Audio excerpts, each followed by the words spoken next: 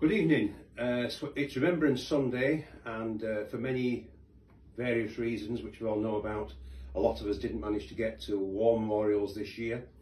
So I thought I'd actually talk a little bit about the history of Swinton War Memorial, how it came about. This is just a print from a watercolour which was done by a local resident some years ago. It's the War Memorial in the snow.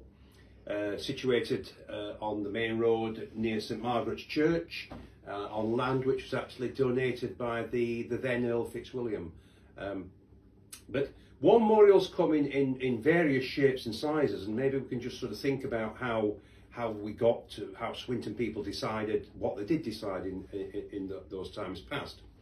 War memorials can be buildings, they can be things like village memorial halls, hospitals, an entire hospital, or sometimes a hospital ward in particular, or maybe beds can be part of a memorial. Playing fields is another one, memorial playing fields. So all kinds of initiatives were taken at the end of the war to sort of memorise the local people and to sort of like reflect parks, cricket pavilions. Sometimes people had like an obelisk, like Cleopatra's Needle, and a good example of that is on Oliver's Mount in Scarborough. Many workplaces also had their own memorials. We can think locally, the Manvers Colliery has a fine war memorial commemorating all the people from the pit who served and perished in the war. Another example is Barron's Glassworks at Mexborough, again a memorial tablet to all their workers. The railway industry, if we look at the Wicker Arch in Sheffield, that commemorates all the people who worked on the Great Central Railway who perished. And close to home, we have a smaller war memorial on Mexborough Railway Station. Working men's clubs were other institutions which set up memorials, often to commemorate everyone who served, not only the ones who perished in the war. Schools, churches have various plaques, and there's been things like peace gardens established, and also things like lich gates. Now, interestingly enough, the lich gate at Swinton, which I'll just show you a picture just to remind you what that looks like. It's at the entrance to Cretan Woods, and that was created in 1948, not only as a feature to welcome people into the then newly opened public woodlands, but it was also meant as a memorial to the people from the district who served in both World Wars. So often overlooked that the Lich Gate is actually also a war memorial. So that's a second war memorial, if you like, in Swinton itself. But the main war memorial was of course the picture that I've shown you, the cross with the sword on. At the end of the First World War, people were thinking about how do we commemorate this massive loss? How do we commemorate this moment in time? And so they turned to various architects, leading architects of the time. Landscape architects were employed to lay out the cemeteries in France and Belgium, but principal architects such as Sir Edwin Lutyens, for example. Now, Sir Edwin Lutyens, he designed the cenotaph in Whitehall. He also designed the gigantic Thiepval memorial to the missing of the Battle of the Somme. In his later career, he actually went on to do many of the designs for New Delhi in India. Now, when I mentioned the cenotaph in Whitehall, that's obviously where the national commemoration takes place.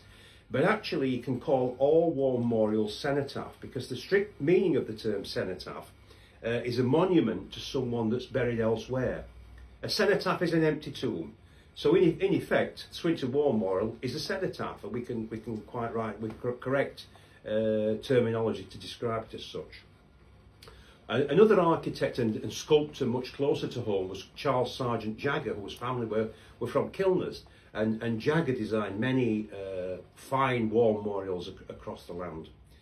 But Swinton settled on a design by another architect called Reginald Bloomfield. Now, Reginald Bloomfield, he notably also designed the Menning Gate in Ypres in Belgium, but he did devise what is called the Cross of Sacrifice, and that reflects the Christian symbol of the cross with the sword of the soldier. And Swinton settled on the cross of sacrifice. That design, a fine design, I think. Now, to actually fund this, there was a committee established, and the chairman of that committee was George Baker, the industrialist. And I've got actually this surviving document is a list of donations of how the funds were raised to purchase Swinton War Memorial. It was built by the local company called Tyres and Guest, and they actually had a memorial works right opposite the entrance to St Margaret's churchyard. And the cost of the Swinton War Memorial was £1,000, but they had to raise additional funding as well, because the grounds which were donated had to be landscaped, and they had to pay for things like the gates and the gate posts.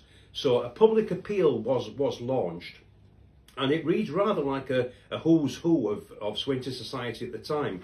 There are donations by companies, and leading the field with a donation of £200 was John Baker and Co. And then George Baker, I've mentioned, he chipped in £100.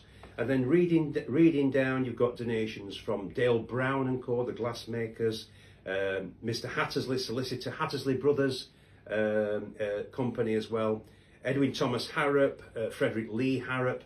I'll post this information later so you can look at it at your leisure. But I'm also quite pleased to see that Thomas and Elizabeth Dobson, who were my actual maternal great-grandparents, they also chipped in the sum of £5, 5 shillings. And a lot of the amounts are in guineas. That's £1 and a shilling. So £5, 5 shilling, 5 guineas. Mr. and Mrs. Bingham, Mr. Bingham was the licensee of the Canal Tavern up to his retirement. And right down to individual donations of £1, like for example £1 from Miss K. Cretan and Miss F. Cretan. They were both lady teachers. So I will post this later, and you can actually see how the donations rolled in. So £1,000 followed by more money being required for the gates and the gate posts. And so an additional subscription was put out, ready for the opening.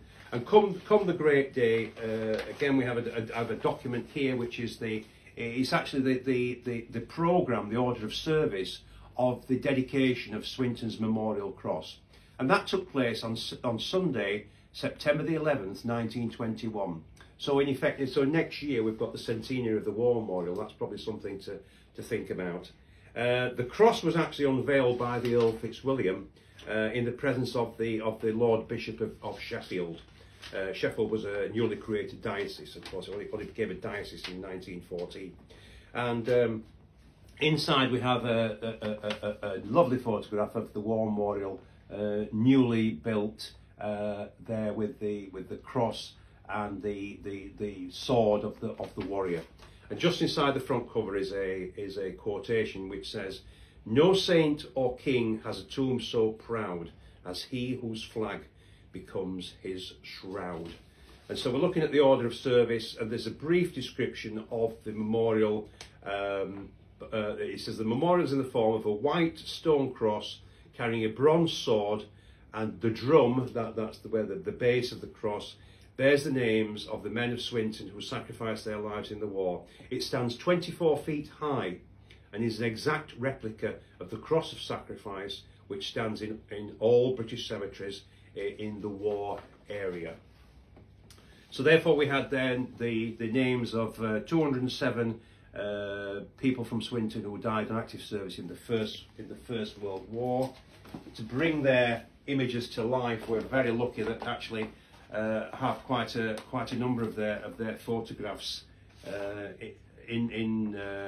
available, and these were shared on a recent display in Swinton a couple of years ago, and they are available, and you can see the young faces, and it actually brings life to those names that are on the stone. Obviously then the Second World War came along, and the War Memorial had to be used once more, and it was decided therefore to, rather than carve into the memorial itself, that a bronze plaque was attached to the memorial. Now that was replaced in later years, but here we have the Second World War dead commemorated. There are 48 names to Swinton's World War II dead in 4 columns of 12. But in actual fact, there were an additional 5 casualties from Swinton, making a total of 53. But there's five people who are commemorated elsewhere. One's commemorated at Wath, for example, and there are various reasons for that. That the families had their commemoration elsewhere. And also in the Second World War, we actually had a female soldier mentioned, which is a lady called Alice Metcalf. So we have a female name on our war memorial, which again is not that common when you look around other memorials. Alice served as an anti-aircraft gunner, and she actually died of war-related illness in Catterick military hospital. So over the years, obviously the weather takes its toll. It's Portland stone. It's had frost penetration, and also the trees which surround the memorial don't particularly help because of the sort of shed from the trees onto the stone causes mossing and things like that. So fast forward to 2003, the War Memorial had a full refurbishment, quite an expensive operation, and was actually rededicated on that day in 2003 by the Earl of Scarborough, who came along to actually carry out the honours.